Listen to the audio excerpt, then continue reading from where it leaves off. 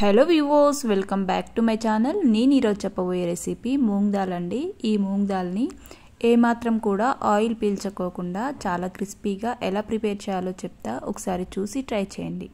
ముందుగా ఒక బౌల్ తీసుకొని ఈ బౌల్లో 1.5 కప్పు పెసరపప్పు తీసుకుంటున్నానండి. ఇలా పెసరపప్పు తీసుకొని ఈ పెసరపప్పులో వాటర్ వేసుకొని ఒక 4-5 టైమ్స్ బాగా కడుక్కోవాలి.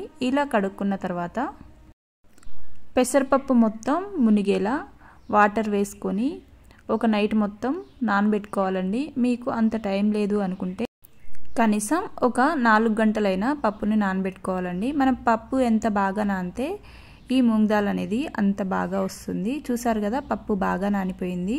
ఇలా చేతి వేళ్ళతో అంటే ఇలా పప్పు విరిగిపోయింది.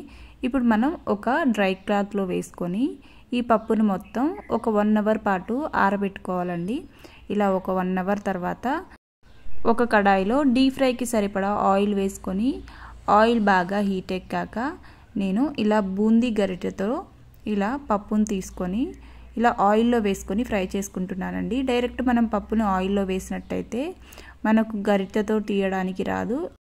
మీ దగ్గర స్టీల్ జాలి ఉన్నా కూడా అందులో వేసుకొని ఫ్రై చేసుకోవచ్చు.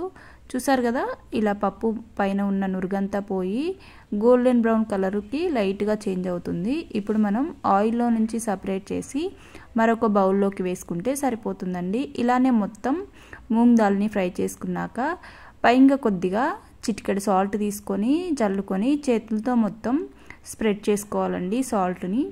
చూసారు కదా, చాలా క్రిస్పీగా వచ్చింది. టేస్ట్ కూడా చాలా బాగుంటుందండి.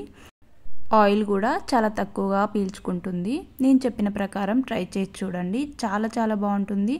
మనం బయట కొన్నట్టే వస్తుందండి.